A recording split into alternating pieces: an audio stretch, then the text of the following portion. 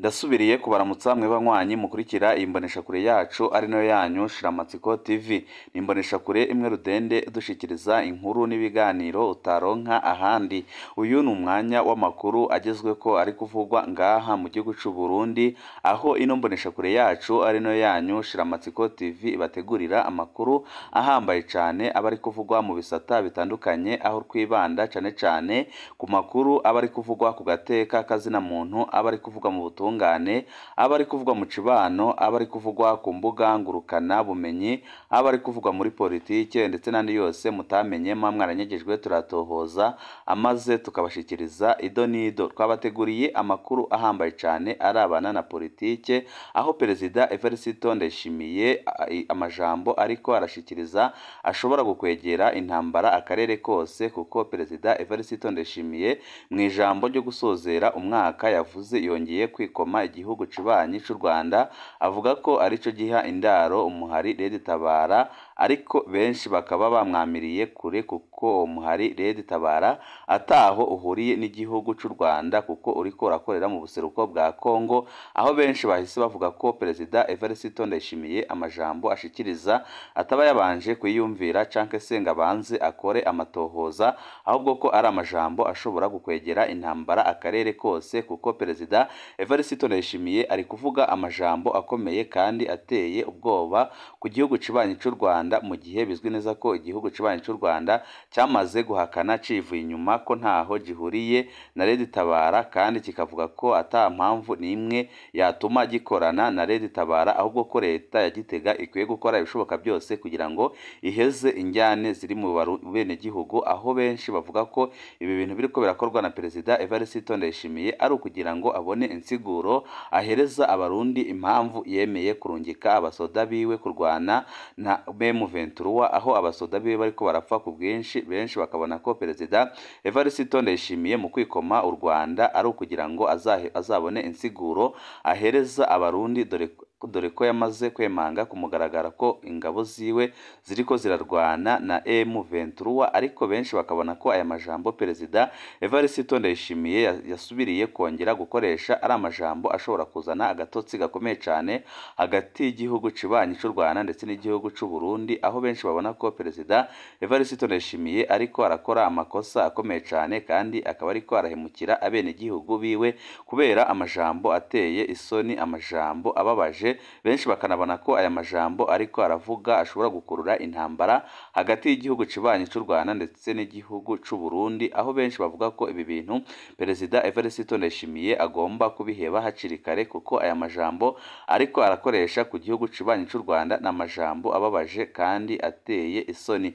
Turaza kugaruka kuri aya majambo ababaje Perezida Evariste Ndayishimiye yaraye avuze, aho benshi mu Barundi bayamiriye kure bakavuga ko ibyo ariko arakora ari remetanya ariko arakora, kandi bakavuga ko yarakwiye kwicara agahuza abarundi aho kugira ngo ajye ahora yikoma igihugu cibanyi cy'u Rwanda, mu gihe biboneka neza ko ibibazo by'u Burundi bireba abarundi. Byose nyine twabateguriye turaza kubashikiriza mu ido nido ry'aya makuru.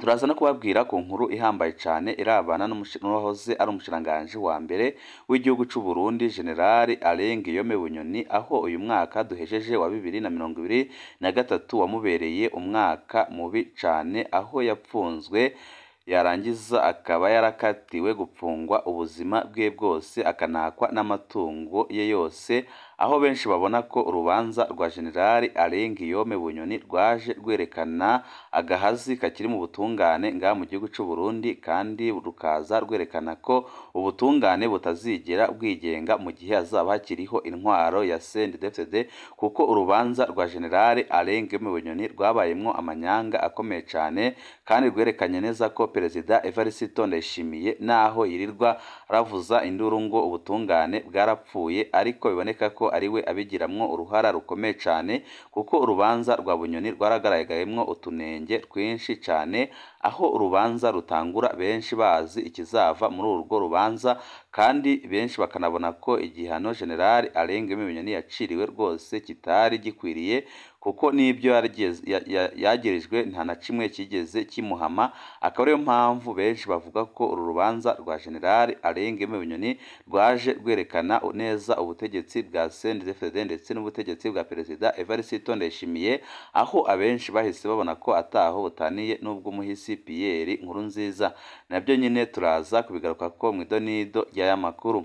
Saya gusa n'andi makuru menshi atandukanye twabateguriye ariko aravugwa ngaha mu gihugu cy'u Burundi. Wecu ubusabwa nta kindi ni ugupyonda kuri sabone kugira ngo ko dushizeho amakuru n'ibiganiro bene nk'ibi ujye uba uwa mbere mu gushikirwa nabyo. Mbere y'uko tubabwira ku makuru arabana n'umutekano, aho Perezida Evariste Ndayishimiye amajambo ariko aravuga ashobora gukwegera akarambaraye akarere kose, kuko biraboneka neza ko ibintu ariko arashikiriza ari ibintu biriko birahamagarira intambara, kandi akaba ari amajambo adahumuriza zana gatoya yaba ku benegihugu b'u Burundi, kuko ibi bintu ariko aravuga birashobora kugira ingaruka zikomeye cyane. Ariko nyine turaza kugaruka ku majambo akomeye kandi anateye ubwoba Perezida Evariste Ndayishimiye yakoresheje aho yagirizaga igihugu cibanyi cy'u Rwanda ko arico gitera inkunga Red Tabara. Abantu 6 harimwo urongoye agacimbiri Nyaruvumvu ku mutumba Goma muri komine Mugamba bari mu gasho k'igipolisi muri iyo komine kuva kuri uyu wa gatanu. Amakuru ava kuri uwo mutumba avuga ko bariko barabazwa ku bijanye n'urupfu rw'umukenyezi wo muri ako gacimbiri yishwe anizwe muhira iwe mu ijoro ryo kuwa kabiri w'iyindwi. Umugabo wiwe akekwa ko ubwo bwicanyi ari muri abo bapfunzwe. Yari yafashwe bukeye bwaho. Abasigaye 5 bagirizwa ko boba barabimenye barabihisha nk'uko inkuru ziva mu gipolisi zibivuga. Umuryango wo mukenyezi usaba ko hoba amatohoza neza uwicaha cagiriye ahanwe hisunzwe amategeko kandi ahanwe by'akarorero. Abakuru wo mutumba wa Goma bemeza ko uwo mugabo atari abanye neza n'umukenyezi wiwe. Bamenyesha ko Serugo yagiriza uwo bubakanye ko yabyaye umwana ahandi, akaba ariyo mpamvu yoba yaramunize ndetse n'abajejwe intwaro bakabigiramwo uruhara rukomeye cyane. Ariyo mpamvu nabo bafashwe bagapfungwa kugira ngo bakurikirane ku caha nyine bakoze. Tuvuye kuri iyo nkuru y'akababaro, amakuru yacu tabandandirize ku nkuru nyine kari kababwiye mu ntango ko amajambo ariko arashikirizwa na Perezida Evariste Ndayishimiye ashobora gukwegera akarambaraye akarere kose, kuko biraboneka neza ko ari amajambo adahumuriza kandi ari amajambo ateye ubwoba. Leta y'u Burundi irabandanya kwagiriza igihugu cy'u Rwanda ko arico gishigikira umuhari Red Tabara, avuga ko agwanya ubutegetsi bwa Gitega, ariko u Rwanda rwo rurabihakana rwivuye inyuma rukavuga ko ataho ruhuriye n'ibibazo biriko birabera mu Burundi, ahubwo ko bo bakwiye kwicarana nk'abarundi bakabitorera inyishu. Mu ijambo yashikirije abarundi abipfuriza umwaka mushasha wa 2024, umukuru w'igihugu cy'u Burundi avuga ko ataco batari bakoze kugira abanyagihugu b'impande zose bashobore gusubira kugenderanira.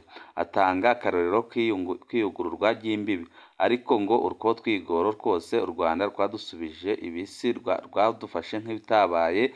Ariko Perezida Evariste Ndayishimiye ukabona ko ibi bintu yashikirije ari ibintu biteye isoni cyane kandi bibabaje kubona yagiriza u Rwanda ko rukorana na Red Tabara, mu gihe bizwi neza ko u Rwanda rudakorana na Red Tabara, kandi narwo rukaba rwahise rubihakana rukavuga ko ataho ruhuriye n'ibibazo biriko biraba mu Burundi.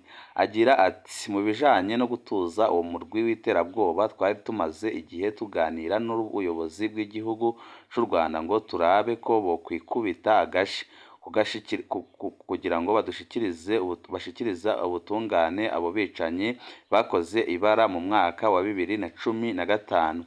Ariko twaraye tubonye neza ko ibyo twayaga kwari ukudusuka inkore ku maso, ahubwo bagumye babaha uburyo bwose ngo badusamaze, hanyuma badufate batwicire abana ndetse n'ababyeyi bibungenze. Akaba ariyo mpamvu nyine Perezida Evariste Ndayishimiye ngo yavuze ayo majambo akavuga ko yamiriye kure ibiriko birakorwa n'u Rwanda mu gihe u Rwanda narwo rubihakana rwivuye inyuma rukavuga ko ataho ruhuriye n'ibibazo biriko birabera mu Burundi. Perezida Ndayishimiye yemeza ko iruhande yo gutikiza inganda mu mwaka wa 2015 ufashijwe n'ico gihugu, uwo murwi wahungiye mu gihugu c'u Rwanda urahoronyera inyigisho z'iterabwoba n'ubwicanyi. Amenyesha ko agiye gutaka amakungu n'abantu avuga ko ari ab'umutima bakunda amahoro barabe ko bogondoza u Rwanda kugira rurekure abakuru b'uwo murwi ubaze mu Burundi, ariko yibagije ko igihugu c'u Rwanda ari igihugu cigenga kandi ari igihugu kigendera ku mategeko, ariko benshi bakabona ko ibi bintu Perezida Evariste Ndayishimiye yariko arashikiriza ari ibintu bibabaje cyane kandi biteye isoni bishobora no kumukwegera akarambaraye. Ashimangira ko umuhari Tabara ufise icicaro mu gihugu c'u Rwanda kandi mu by'ukuri siko bimeze, ahubwo Perezida Evariste Ndayishimiye ni kwa kundi akunda gushikiriza amajambo atiyumviriye kuko nta cemezo na kimwe afise cerekana ko Tabara ifise ibyicaro mu Rwanda, kandi nta cemezo na kimwe afise cerekana ko leta y'u Rwanda yoba itera inkunga umuhari Tabara. Mu kiganiro yagiranye n'abamenyesha makuru hamwe n'abanyagihugu ku munsi wa gatanu, Evariste Ndayishimiye yari yavuze ko u Rwanda ari rwo rushigikira muri byose Tabara. Leta y'ico gihugu yaciye isohora itangazo ihakana ibyo yagirizwa, isigura ko atamurwi n'umwe witwaje ibigwanisho Burundi ikorana nawo. N'umuhari Tabara warasohoye itangazo wiyamiriza ibyo wagirizwa ko wishe abanyagihugu mu Gatumba kwa 22 Kigarama. We wemeza ahubwo ko wateye ikirindiro cy'igisirikare cy'ivugizo hapfa abasirikare 9 n'umupolisi umwe, aho wo uvuga ko abo banyagihugu bishwe na leta kugira ngo bacafuze uwo muhari wa Tabara. Ariko benshi bakabona ko amajambo ariko aravugwa na Perezida Evariste Ndayishimiye ari amajambo ashobora gukwegera akarambaraye igihugu ciwe, kuko ntago ariko ariyumvira ingaruka bishobora kugira, kuko ari gupfa gushikiriza amajambo adafise aho ahuriye, adafise naho afatiye. Akaba ariyo mpamvu benshi mu Barundi batanguye gusaba Perezida Evariste Ndayishimiye guheba imvugo ariko arakoresha yagiriza igihugu cibanyi c'u Rwanda ko gicumbikiye Tabara, mu gihe bizwi neza ko Tabara idacumbikiwe n'u Rwanda ahubwo ikorera mu buseruko bwa Kongo.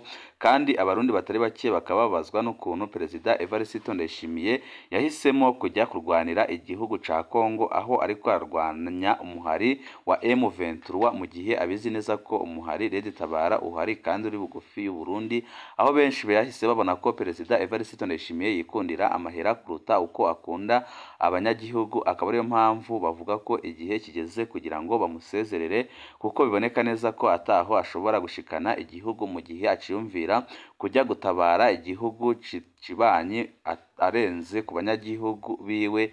Ibyo byose nyine bikaba ari biriko biravugwa n'abarundi batari bake babona ko igihe cyari kigeze kugira ngo bikureho intwaro ya Perezida Evariste Ndayishimiye. Hari ikintu twese catunaniye uno mwaka, kuronka ifoto ya Bunyoni mu mpuzu z'umunyororo. Byose birerekana ko Perezida Evariste Ndayishimiye ndetse n'abafatikanije badashaka kwerekana Bunyoni yambaye impuzu z'ubunyororo, ibiriko birabatera isoni. Ariko uyu mwaka wabayemwo ibintu bitangaje kandi binateye ubwoba, byerekanye ko atagihangange na kimwe kiri ngaha mu gihugu c'u Burundi, n'aba bibwira ko bakomeye umwanya n'umwanya bashobora gukoroka bakagirwa nk'uko Generali Arenga Bunyoni ari kugirwa, kuko muri abo bose bariko baramugira gutya nta wari ukomeye kumusumba. Ariho benshi mu Barundi babonye ko ibintu bishobora kuzahinduka, ko bavuga ko n'iyi ntwaro imaze igihe bapfukamye mu nda igihe kizagera igahera, kuko ntibiyumviraga ibyabaye kuri Generali Arenga Bunyoni.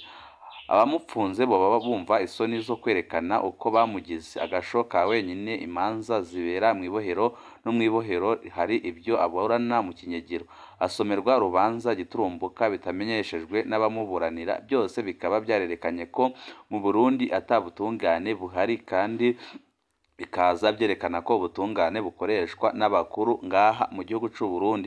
Ifatwa n'ipfungwa rya Bunyoni ni kimwe mu byaranze umwaka wa 2023. Ni ishusho itabesha y'ubutungane buri mu Burundi, ariko kandi ririmwo ubutumwa bukomeye cyane.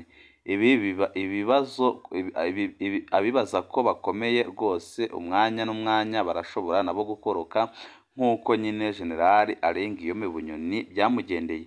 Ibi abibaza ko bakomeye bakorera abandi nabo nyine birabagaruka ko umwanya n'umwanya, kuko Perezida Evariste Ndayishimiye naho ari gukorera ibi General Alain Guillaume Bunyoni nawe umwanya n'umwanya arashobora kubikorerwa, kuko nawe ari guhemukira abarundi ku rugero rutarabaho, aho ariko arakoresha amajambo yo kubashinyaguriza gusa. Ubutungane bima abandi nabo niko bazobwimwa, iremetanya bakorera abandi nabo bazorikorerwa, agahinda bateza imiryango y'abandi nabo bazokaronka mu miryango yabo.